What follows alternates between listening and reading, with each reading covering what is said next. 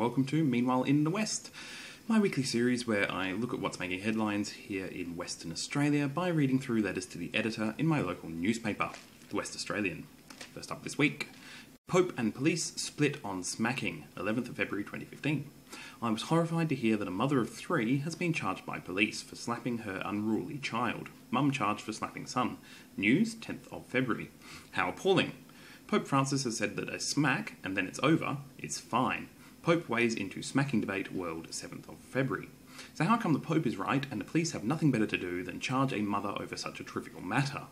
Why aren't police out there stopping bad drivers from driving into houses and people and doing something constructive? Shame on them. Sorry, but I'm on the same side as the Pontiff. Marianne Stevens, Hall's Head.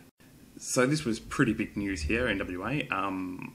A woman was seen to smack her three-year-old child.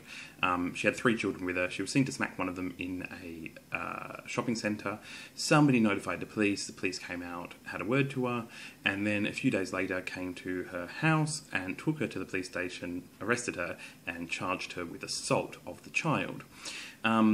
The backstory was this, that apparently one of the children had encouraged the other child to steal something from a shop or to put it in a trolley or something like that. The mother then confiscated that item and gave it to the 3rd child as a way of denying it the child who'd stolen. Good parenting, no problems. One of the children then had a major tantrum about that, and in response to the tantrum, she'd hit that child in the face. And that was what was seen. The hit on the face of a 3-year-old was what was seen by somebody else in the shop, and which is why they'd alerted the police. Now, the police initially, as I say, had met her in the car park of the shopping centre and had words with her. I'm not sure what they'd said, and had only later decided to lay charges, perhaps in consultation. Now, this was big news, and there was a lot of debate over whether smacking, etc., should be done or not, and whether this was the right thing to do. I've recently done a video for Secular TV, I'll put a link in the description below, on smacking. And basically, my position, and the position of the evidence, seems to be that mild smacking, if you like, basically has no negative effect on the child, but also has no positive effect. Anything beyond mildish smacking does seem to have a negative effect on the child. Therefore, my stance is that parents shouldn't smack children. There's just no good reason for it.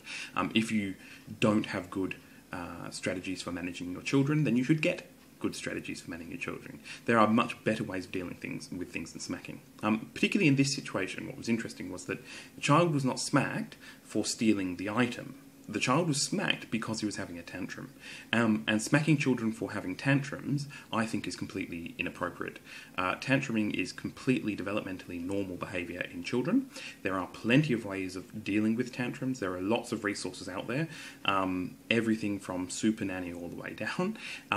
And there is a lot of research being done into this, and the science is settled. Now, I'm not saying it's easy not to smack a child. I think it can be incredibly difficult. I myself have come very close to smacking my child on occasions, but it is unnecessary and it's not useful. And so I don't think we should be encouraging. Now, that said, the law here in Australia is that, well, here in Western Australia, is that you are allowed to give a reasonable chastisement to your child.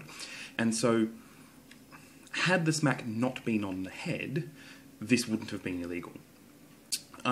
The thing is, though, we know that with young children, particularly children who are sort of still toddlers, that their skull is actually quite soft and fragile, and blows to the head, whether this was intended to be or not, are not reasonable chastisement. They have too high a chance of causing significant pain and suffering to the child. And therefore what the person had done does fall outside of what is legally allowed here. Now, whether she should have been arrested, I actually don't think she should have been arrested. I think a caution or a warning would have been entirely appropriate in this case, and actually probably referral to services that can help her with parenting issues if that was necessary. And I think the police initially did the right thing. I don't know why, and there hasn't been any reports about why they later went back and arrested her. I think that definitely was the wrong thing. But to suggest that police are wasting their time by looking out for children who are being abused, I mean, if somebody rings up and says, look, I've just seen a parent strike their child about the face in public, this would be a reasonable thing for the police to respond to. It's not like they are going to go, oh, hang on a sec, we'll just give up this dangerous pursuit, of somebody driving dangerously and endangering lives to go and attend to this. It's not like that at all. Police, prioritise their issues, and they are out there stopping bad drivers from driving into houses and people. They are doing exactly that. I don't think this was a terrible thing. I think it's good that we live in a culture where child abuse is not acceptable and is taken seriously. The fact that the Pope weighed in, the Pope didn't quite say that smacking is acceptable, and several people have talked about that, but basically, I just think it's ridiculous. I mean, I like this letter because it it sums up all that's wrong with so many people, is this idea that, the Pope, a man who's never had children, a man who's never even had a decent relationship with a woman, let alone had children, let alone tried to raise those children, let alone be the primary caregiver to 3 young children, is in a sort of unique position to give good parenting advice on whether smacking is acceptable or not. Personally, I think it's unacceptable, but I don't necessarily think it should be criminalised. But I do think we should be making every effort to encourage parents not to smack. And I think, aside from the arrest, that everything had gone well in this particular case. Next up, Democracy in Action, 12th of February 2015. People power and persistence brought back several councils from the precipice and near death, an expression used by Tony Abbott to describe a close shave. These councils screamed from the rooftops and made their voices heard. Other small councils just simply threw their hands in the air and surrendered without a fight. It's great to see democracy at work.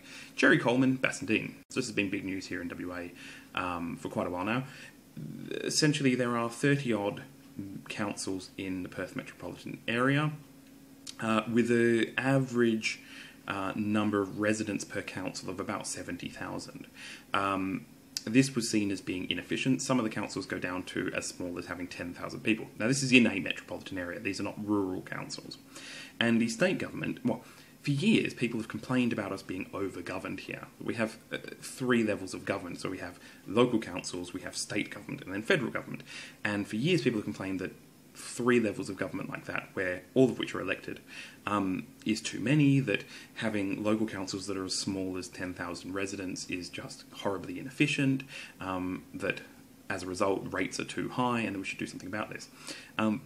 What I find amazing is that given all of this disquiet on local councils, that the state government, so essentially the powers of local government are not enumerated in our constitution. They come entirely by act of state government, and so therefore are completely within the purvey of the state government. The state government can choose, essentially there's nothing stopping the state government from passing laws to abolish councils, to change councils, to move them through, to do anything they want with them.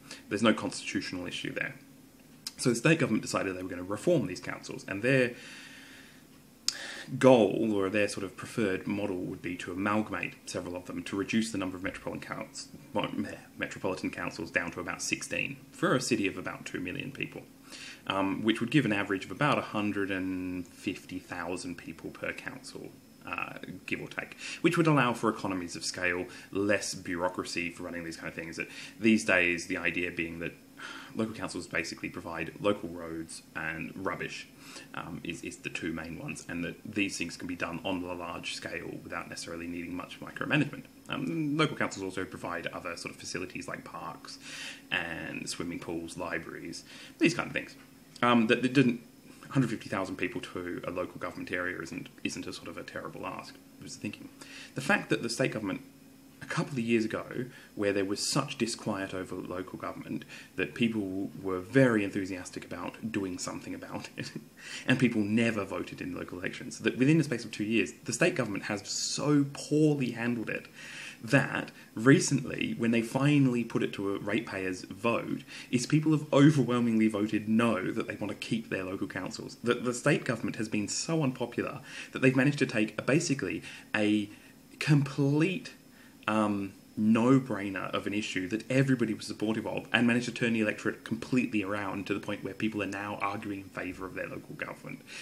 2 years ago, nobody would have told you that local councils were efficient or effective, or that they wanted to keep them the way they were. And the state government, through all of its blundering, has managed to turn it around to the point where people have overwhelmingly voted to stick with the current model, as bad as it seems to be. There you go. So that's when I say it's great to see democracy in work, it's great to see how the local government has local governments who, unsurprisingly, were lobbying very much to not be amalgamated, because then a lot of the people would lose their positions as councillors. They managed to really capitalise on the unpopularity of our state government. Well done to them. Democracy in action. Executions here too, 13th of February 2015. If the application of the death penalty is seen as a barbaric way to punish Andrew Chan and Myron Sukumaran for their major narcotic drug smuggling offence, then why is it not also seen as barbaric the fact that this pair of criminals were prepared to deal drug death sentences to Australians who would buy their illegal products? A Death Wish Letters, 11th of February. It's a shame there isn't the death sentence for all big dealers of narcotic killer drugs in Australia, just as there is in Indonesia. Why should taxpayers' money be spent feeding and clothing these people in prison? The do-gooders who are feeling sorry for Chan and Sukumaran need to consider the damage these two plan to do, as well as the harm and misery caused to families of drug addicts. P. Bensley Kelmscott. So this is the other big news from this last week or so. A few years back, a syndicate of people in Indonesia were planning to import a large quantity of drugs, I think methamphetamine, I could be wrong, into Australia. The Australian Federal Police became aware of this plan and tipped off the Indonesian authorities, who then arrested them, and they were convicted. And these people became known as the Bali Nine. There were 9 of them, and they were arrested in Bali. Recently, 2 of the people who've been convicted and given death sentences, Andrew Chan and Myron Sukumaran, seem to be coming up to the point where they are actually going to be executed. So this was several years ago that they were first arrested. And it looks like they've exhausted all their avenues of appeal, and they're actually going to be executed soon. As a result of this, there's been a renewed focus on the case, and a push by the public, but also by the Australian government, to try and get their death sentences commuted to life imprisonment.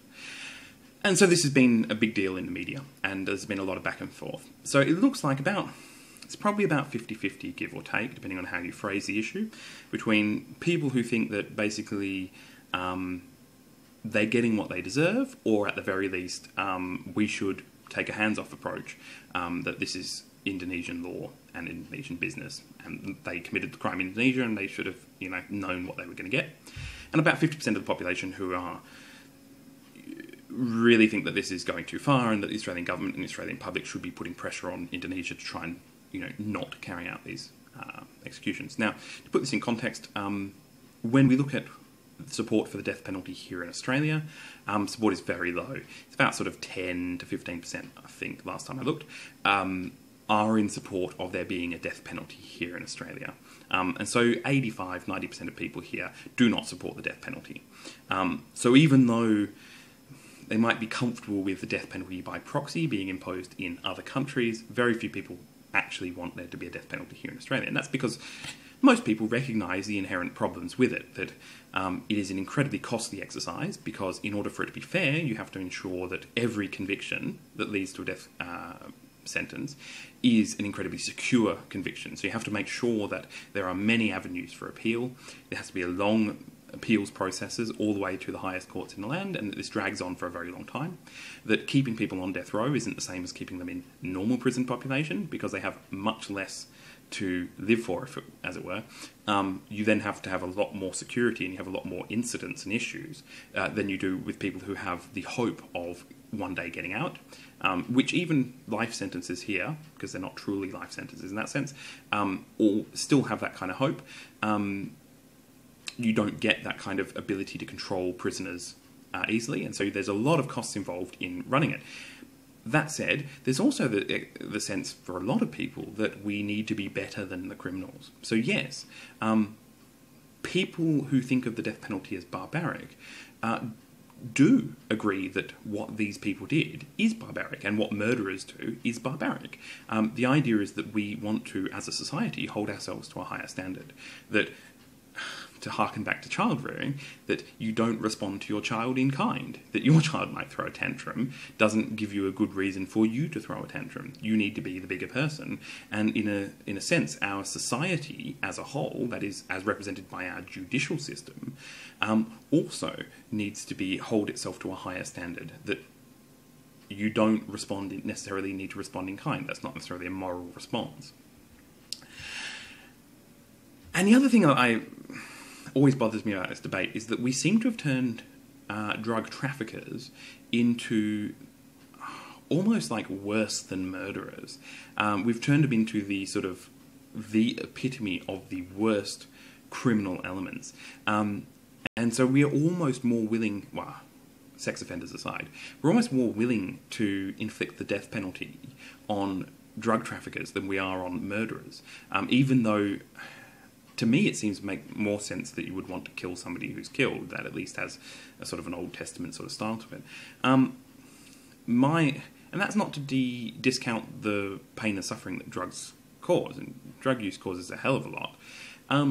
But it seems founded on this sort of really simple idea of addiction, that you give somebody a drug, they become addicted, it ruins their life, and therefore the person who gave them the drug is, responsible for all that pain and suffering. And that's simply not the way it works. For example, little known fact that most people are not familiar with, over 80% of people who've tried heroin do not become heroin addicts. Heroin is considered one of the most addictive drugs, and yet it's about 80% of people. It's less than 20% of people who have tried heroin eventually became heroin addicts. In fact, lots of people who become heroin addicts actually have to work at their addiction. They have to force themselves to keep taking it in the early days, even though they really don't like it and aren't attracted to it. This is similar with smoking. Very few people. It sort of surprises people to put it on par with it, but very few people smoke their first cigarette and love it and become addicted. The interesting thing is that that's true for heroin. It's true for most drugs, actually. Most people don't enjoy these highly addictive drugs. And even those people who become addicted, most of them don't initially enjoy it either. And once you recognise that, then there's a lot more role for personal choice in people's addictions. Now, I'm not trying to say that, when you're in the grip of addiction, these things aren't beyond your control, because they absolutely are, to a large extent. I've worked as a drug counsellor. I've seen the horrible things that this causes, and drug addictions cause people to do things that they would never do under any other circumstances, unless perhaps it was written in their holy book. But it isn't quite this simplistic thing that the person who is dealing the drugs is the unmitigated monster and the person who's taking the drugs is the blameless victim. It simply doesn't work like that. Most people who get involved in drugs do so willingly and of their own volition. They make terrible choices to become addicted. And they make terrible choices for reasons. I mean, that's not random. A lot of people do so because they come from such a terrible background that even the horrors of a drug-addicted life don't seem quite as bad as the horrors of their life they came from. So anyway, it's much more complicated, and the idea that simply executing drug traffickers would somehow, one, do anything to lessen, people's involvement in drug use. We know it doesn't. But two, that it would somehow bring justice to the misery caused by addicts. I mean, addicts have to recognise the misery that they themselves have caused people. Anyway, that's my rant about that. Lastly for this week. Perth played Puppet to the Giants, 17th of February 2015. The meandering marionettes project in Perth plumbed a new depth. There was something morbid, mindless, manipulative and menacing about it. And there was our apparently mellowed premier wishing them farewell as though they were real people. Not to mention the pretend urination. Talk about bread and circuses. Anyway, who paid for that pitiful parading? Fair question at this time of fiscal austerity. Tony Mbozich Balcatta. So, the really big news story here in Perth was the Giants, and I'll put a link to them in the description below. Basically, what this is it's an art project by a French company called Royal Deluxe, and they've been doing this for 20-odd years, all the way around the world, and Perth managed to lure them out to Australia. It's the only time they've been to Australia, and what they are is large puppets, two of them. There's the two that came out here, there's a diver and a little girl. The little girl puppet is about 6 meters tall, and the diver puppet is about 10 meters tall. So really big puppets. And they're still puppets, so they're operated by people pulling ropes. Lots of people pulling lots of ropes. And this, basically, they went for a wander through the streets of Perth on numerous occasions over the 3 days of the weekend, Friday, Saturday and Sunday. And it drew huge numbers of people into the central business district to see it. And it was a massive success in terms of people loved it, lots of people came in. But of course there were letters like this complaining about it, and always complaining about how much these things cost. As in some ways it is reasonable it is reasonable to question how much is being spent. Every dollar spent on this is a dollar that could have been spent elsewhere, and so it does need to be justified. But people always put it out there as if it's a foregone conclusion that any money spent on art, say, is necessarily wasted, which in this case certainly wasn't. Now, there are whole arguments about the value of art in bringing happiness to people and quality of life and raising the profile of our city and tourism and all the rest of it. And I actually think there's a lot of merit to that, but more importantly in this case is it's not even necessary. The whole thing cost about $5 million to get them out here, which sounds like a lot. Now, of that, the state government stumped up a couple of million, and the Perth City Council, which is one of the local government areas, I think stumped up probably just under a couple of million themselves, and the rest came from sponsorship and donations of business and things like that. So all in all, the state government and the Perth City Council stumped up about 4 million, give or take. Initial estimates, there was something about 1.5 million people came into the CBD over the weekend, which given the sort of, about 1.5 million, of which the vast majority of those, so more, at least 1 million of those, it's actually much more, it's probably about 1.2 million of them, would not have come into the city. And the additional expenditure that they spent in hospitality and retail is been estimated at least $10 million. So for the City of Perth Council, who basically represent local businesses, that is who they represent, all of their money comes from rates and things paid by local businesses, for them to spend $2 million on the Giants in order to get $10 million extra expenditure on local businesses is a complete no-brainer. This is exactly what local councils need to be doing. Similarly with the state government, that's money that might have already. It's not clear-cut that all of that is additional spending, but given the economic circumstances and the trouble we've had with retail, and in particular in the centre of the city, this is a complete no-brainer. Also, given the fact that it was a huge success, the fact that people used public transport, which is always something we're trying to encourage people to do, so they became familiar with public transport, more likely to use it at other times, the fact that they enjoyed coming into the city, they came into the CBD, which is what a lot of people don't generally do, and therefore are more likely to do it now in the future. There's a bit more pride in our city, happiness, morale. Morale across the board. It was a complete $2 million is relatively small change, especially when it generates $10 million worth of additional spending. So the $5 million it cost to bring them out, $10 million of additional spending, fantastic. I went several times. I'm definitely a fan, but I was questioning whether it was going to be worth it, even amidst the event. Having found out that all the additional spending, I'm glad that not only did we get them out here, not only was it fun, but it also has served some of the purposes that it was supposed to serve. Anyway, that's it for me this week. I hope you're all doing well. I'm feeling much better having had a rant. I hope it's nice where you are. It's still pretty hot here and pretty humid as well. Join me next week when we find out what's happening in the West. See ya.